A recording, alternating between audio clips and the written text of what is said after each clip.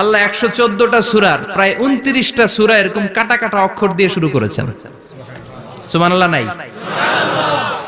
এই 29টা সূরা কখনো আল্লাহ একটা অক্ষর দিয়ে শুরু করেছেন, কখনো 2টা অক্ষর দিয়ে, কখনো 3টা দিয়ে, কখনো 4টা দিয়ে, কখনো 5টা দিয়ে।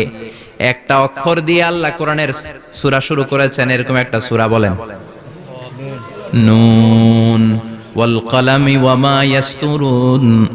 নুন, নুন দিয়ে সূরা শুরু হয়ে গেছে। তারপরে কফ, এক অক্ষর দিয়ে সূরা শুরু হয়ে গেছে। সুবহানাল্লাহ পড়েন। এবার বলেন 2 অক্ষর দিয়ে সূরা শুরু হয়েছে এরকম সূরা বলেন।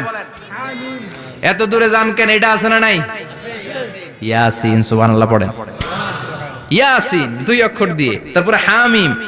এবার 3 অক্ষর দিয়ে আল্লাহ সূরা শুরু করছেন এরকম, আলিফ লাম তাসিন মিম। আল্লাহু আকবার। আবার 4টা অক্ষর দিয়ে সূরা শুরু হয়েছে এরকম আছে না নাই? হাফেজ সাহেব কোন? আলিফ লাম মিম র, আলিফ লাম মিম সদ আছে না নাই? আবার 5টা কাটা অক্ষর দিয়ে সূরা শুরু হয়েছে এরকম সূরাও আছে না নাই? সূরা মারিয়ামের শুরুতে কি আছে? কাফ হা ইয়া আইন সদ। সুবহানাল্লাহ পড়েন। এরকম প্রায় 29টা সূরা আল্লাহ কাটা কাটা অক্ষর দিয়ে শুরু করেছেন। কোনো বাক্য দিয়ে নয়, কোনো শব্দ দিয়ে নয়। কি দিয়ে? হারফ দিয়ে। হারফ, এই হারফগুলোরে বলে হুরুফ আত-তাহাজ্জি বা হুরুফ আল মুকাত্তাআত, কাটা কাটা অক্ষর। মনে রাখবেন কোরআনের আয়াতগুলো 2 ভাগে বিভক্ত, একটা মুহকাম, একটা মুতাশাবিহ। মুহকাম মানে যেগুলোর অর্থ আমরা জানি, যেগুলোর ব্যাখ্যা আমরা জানি, যেটার ইন্টারপ্রিটেশন, এক্সপ্লেনেশন আমাদের জানা আছে। আর মুতাশাবিহ আমরা অর্থ জানি না, আমরা ব্যাখ্যা জানি না, এটা দিয়ে আসলে কি বুঝাইছে আমরা কেউ জানে না। জানে একজন, চিল্লায় বলেন তিনি কে? আল্লাহ বললেন, ওয়া ইন কুনতুম ফি রাইবিম মিম্মা নাযালনা আলা আবদিনা ফাআতু বিসূরাতিম মিন মিসলিহি ওয়াদউ শুহাদাআকুম মিন দুনিল্লাহি ইন কুনতুম সাদিকিন। আল্লাহ বললেন, ও জাহেলি যুগের লোকেরা, শোনো শোনো, এত আরবি কবিতা বানাতে পারো, এত গল্প লিখতে পারো, আরবিতে এত নোবেল বানাতে পারো, উপন্যাস বানাতে পারো, আর্টিকেল লিখতে পারো। আমার নবীর উপর যে কোরআন আমি নাজিল করেছি, এই কোরআনের ব্যাপারে অন্তরে যদি কোনো সন্দেহ থাকে, বাপের বেটা হলে পারলে কোরআনের মতো একটা সূরা বানিয়ে নিয়ে আসো। পারছে? কিয়ামত পর্যন্ত কেউ পারবে? বিশ্বনবী যেই জামানাতে এসেছিলেন, ওই জামানায় আরবি ভাষা সাহিত্যের উৎকর্ষতা সাধিত হয়েছিল। আরবি ভাষার এতটা উৎকর্ষ পৃথিবী কখনো দেখে নাই। কবিতা, গদ্য, পদ্য, গল্প, উপন্যাস, রচনা, প্রবন্ধ, আর্টিকেলের শৈলাপ। এই ভাষা সাহিত্যিকদের চোখে আঙ্গুল দিয়ে আল্লাহ বুঝাতে চাইলেন, এত অর্থ করতে পারো, এত ব্যাখ্যা জানো, এত বড় বড় বুলিয়া ওড়াও, এত কিছু তুমি জানো, তাহলে বলো ইয়াসিন অর্থ কি? সুবহানাল্লাহ কইবেন না? তাইলে বল, নুন অর্থ কি? কফ মানে কি? আলিফ লাম রা মানে কি? ফাবুহিতাল্লাযী কাফার। কেউ জানে না, কেউ উত্তর দিতে পারে না। কোন সুবহানাল্লাহ। এটা কোরআনের মুজিজা, এটার অর্থ কেউ জানে না। আর এগুলোর অর্থ নিয়ে খোঁচাখুচি করাও ঠিক না। তবে মুফাসসিরিনে ইকরাম এগুলোর কিছু অর্থ সম্ভাব্য বলার চেষ্টা করেছেন। যেমন ইয়াসিনের অর্থ ইবনে আব্বাস বলেছেন, এর অর্থ হতে পারে ইয়া ইনসান, হে মানুষ। সুবহানাল্লাহ পড়েন। কেউ কেউ বলেছে এটার অর্থ হতে পারে ইয়া সাইয়্যিদ আল মুরসালিন। কেউ কেউ বলেছেন ইয়াসিন হতে পারে ইসমুল্লাহ, আল্লাহর নাম।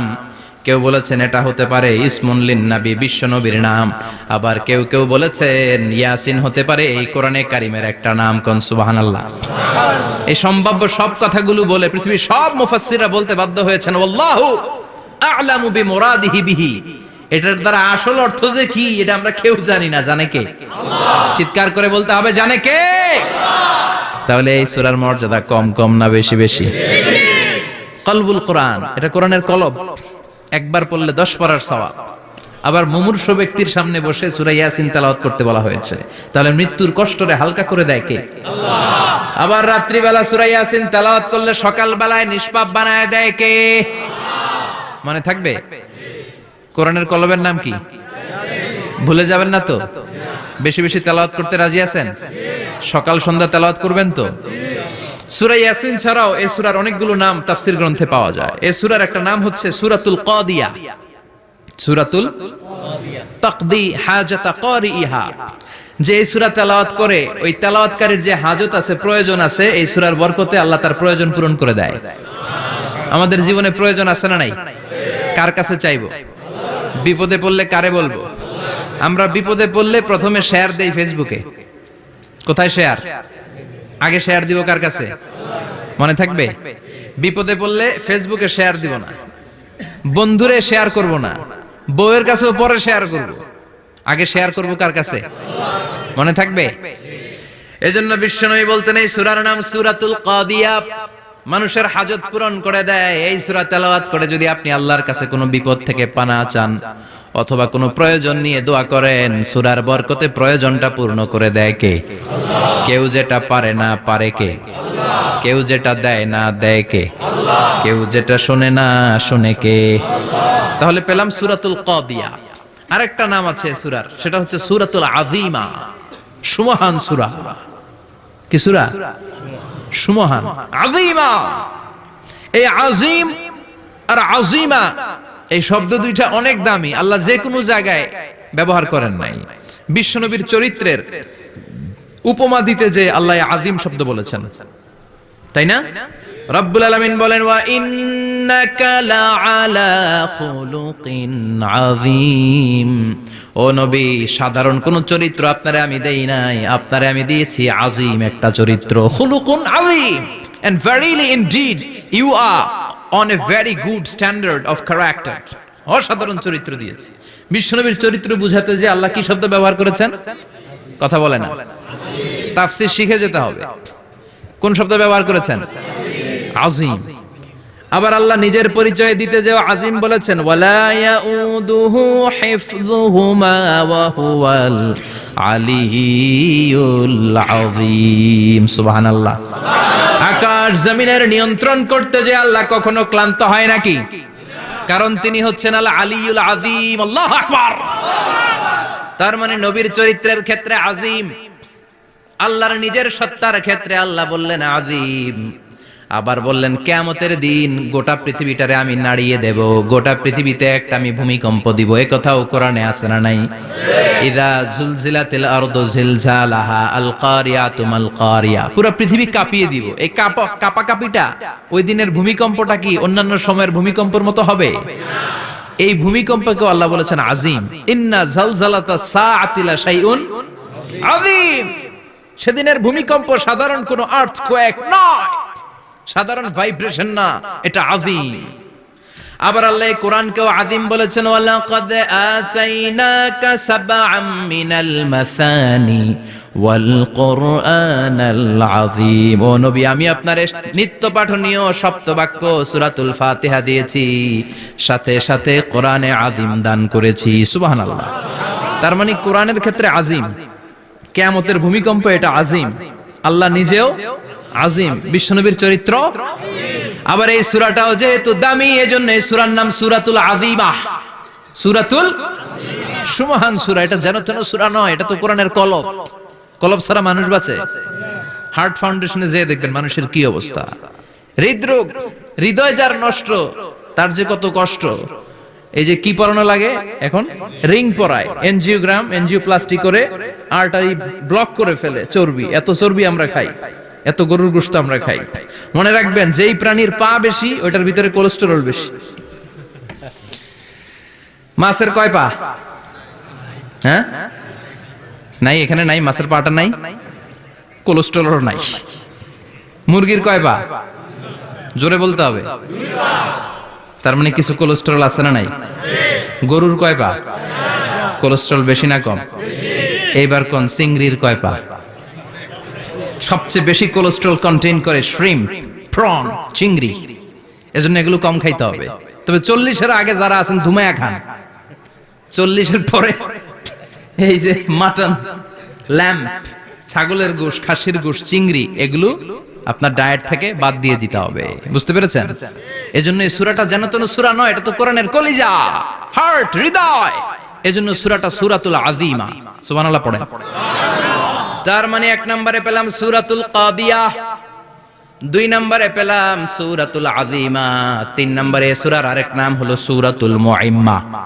সূরাতুল মুইম্মা। মুইম্মার দুই অর্থ, এক অর্থ হচ্ছে এটার বরকতটা আম, সবার জন্য, যেই পড়ে সেই বরকত পায়, এজন্য মুইম্মা। আবার মুইম্মার আরেক অর্থ হচ্ছে যেই সূরা শত্রুকে অন্ধ করে দেয়। কি করে দেয়? এই সূরার প্রথম 9টা আয়াত যদি বিপদে পড়ে, শত্রুর কবলে পড়ে আপনি তেলাওয়াত করেন, শত্রুর চোখটারে অন্ধ করে দিবে কে? আল্লাহ। বিশ্বনবী মক্কা থেকে যখন মদিনায় যায়, হিজরতের সময় বিশ্বনবী সূরাত ইয়াসিনের প্রথম 9টা আয়াত তেলাওয়াত করলেন। তেলাওয়াত করে আল্লাহর নাম নিয়ে ঘর থেকে বের হলেন। আশেপাশে কাফেররা ঘুরে কিন্তু বিশ্বনবীরে দেখে না, সবাই খালি এরকম এরকম করে, ডানে বায়ে হাতায় বিশ্বনবীর সামনে দিয়ে যায়, কিন্তু কাফেরদের চোখ অন্ধ করে দিয়েছে কে? আল্লাহ। এজন্য কোরআন তেলাওয়াত করলে কাফেরদের চোখকে অন্ধ বানায় দেয় কে? আল্লাহ। এজন্য সূরার একটা নাম হচ্ছে সূরাতুল মুইম্মা। কি নাম? অন্ধ করে দেয়। তাফসিরে কুরতুবির মুসান্নিফ ইমাম আল কুরতুবি, উনাকে জালিম বাদশা বন্দী করেছিল। ওনার তাফসিরে এসেছে উনি শক্তিশালী লোক ছিলেন, জেলখানা ভেঙে বাঁচার জন্য দিয়েছে দৌড়। উনারেও ধরার জন্য জালিম বাদশার সৈনিকেরা ঘোড়া নিয়ে রওনা হয়েছে, উনিও দৌড়ায়, ঘোড়াও পেছন থেকে আসে। ওমিয়া মানুষ কি ঘোড়ার দৌড়ের সাথে পারে? উনি হাঁটতে হাঁটতে হয়রান হয়ে এক বালুর ময়দানে যে ধপাস করে পড়েছেন। ওরাও ঘোড়া দিয়ে এসে নেমেছে, কিন্তু আজীব তামাশা, উনি বালুতে ধপাস করে পড়েই সূরা ইয়াসিনের প্রথম 9 আয়াত তেলাওয়াত করতে শুরু করেছেন। ওরা নিচে নেমে ডানে বায়ে সামনে পিছনে খালি খুঁজে, কিন্তু দেখে না, সামনেই কিন্তু বসা। ওদের চোখটার অন্ধ করে দিছে কে? আল্লাহ। বিশ্বাস হয়? ঈমান হয়? এজন্য বিপদে পড়লে সূরা ইয়াসিনের প্রথম 9 আয়াত পড়তে রাজি আছেন? আল্লাহ তুমি তৌফিক দাও। আর জোরে পড়েন আমিন। এজন্য আল্লাহ চমৎকার ভাবে এই সূরাটা শুরু করে দিলেন, 2টা কাটা অক্ষর দিয়ে আল্লাহ বললেন ইয়াসিন ওয়াল কুরআনিল হাকীম ইন্নাকা লামিনাল মুরসালিন আলা সিরাতিম মুস্তাকিম। পড়েন সুবহানাল্লাহ। ইয়াসিন সূরাটা শুরু করলেন কি দিয়ে? এটা কি কোনো বাক্য? এটা কি কোনো শব্দ? এটা কি অক্ষর? 2টা। প্রথম অক্ষরের নাম, দ্বিতীয়টা আওয়াজ করে বলেন, প্রথম অক্ষরটার নাম, দ্বিতীয়টা। খুব চমৎকার না? বাক্য দিয়ে এই সূরাটা শুরু করে নাই। যেমন ইযা জুলজিলাতিল আরদু জিলজালাহা, এই সূরার প্রথম আয়াত, এটা একটা বাক্য না? আচ্ছা। ওয়াদ-দুহা ওয়াল-লাইলি ইযা সাজা, বাক্য না? কিন্তু ইয়াসিন এটা কি কোনো বাক্য? এটা কি কোনো শব্দ? না, এটা কাটা 2টা অক্ষর। সুবহানাল্লাহ পড়েন। তাহলে ইয়াসিন মানে আমরা জানি না, ইয়াসিনের অর্থ আমরা ছেড়ে দেব কার উপর? এরপর আল্লাহ বললেন ওয়াল কুরআনিল হাকীম, প্রজ্ঞাময় বিজ্ঞানময় কোরআনের শপথ। ওয়াল কুরআনিল হাকীম, বিজ্ঞানময় প্রজ্ঞাময় কোরআনের শপথ বা কসম। ওয়াল কুরআনিল হাকীম, যে ওয়া, এই ওয়াটারে আরবিতে বলে ওয়া আল কাসামিয়া। কি বলে? ওয়া আল কাসামিয়া, কসম কাটার জন্য আল্লাহ এই ওয়া ব্যবহার করেছেন। যত জায়গায় কোরআনে আল্লাহ কসম কেটেছেন, ওই কসমের শব্দটার আগে ওয়া আছে না নাই? ও মিয়া, কোরআনে আল্লাহ সময়ের শপথ করেছেন, কসম কেটেছেন, যুগের কসম কেটেছেন। যুগের সময়ের আরবি হলো আল আসর, এই আসরের আগে ওয়া আছে না নাই? কি বলছে আল্লাহ? ওয়াল আসর, ওয়াল।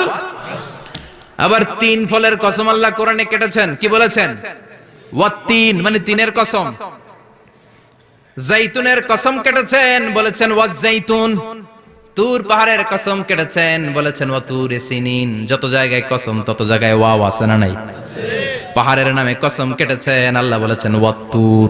সূর্যের নামে কসম কেটেছেন, আল্লাহ বলেছেন ওয়াশ-শামসি ওয়াদুহাহা। সুবহানাল্লাহ কইবেন না? ফজরের নামে কসম কেটেছেন, কি বলেছেন? ওয়াল ফাজর। জিলহজ মাসের প্রথম 10 রাতের কসম কেটেছেন, কি বলেছেন? ওয়ালায়ালিন আশর। জোর আর বেজরের কসম কেটেছেন, আল্লাহ বলেছেন ওয়াশ-শাফঈ ওয়াল ওয়াতর। সূরা ইয়াসিনে কাটা কাটা 2টা অক্ষরের পরে রব্বুল আলামিন কোরআনের কসম কেটেছেন। এজন্য আল্লাহ বলেছেন ইয়াসিন ওয়াল কুরআনিল হাকীম। ইয়াসিন ওয়াল কুরআনিল হাকীম, প্রজ্ঞাময় বিজ্ঞানময় কোরআনের শপথ।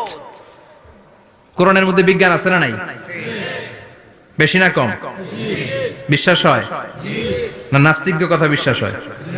নাস্তিকরা বলে কোরআনের মধ্যে বিজ্ঞান নাই, কোরআনের মধ্যে সায়েন্স নাই, কোরআনের ভেতরে টেকনোলজি নাই। কিন্তু কোরআন বলে এমন কিছু নাই মানুষের প্রয়োজনীয় এমন কিছু নাই যেটা আমার ভিতরে নাই। আল্লাহু আকবার।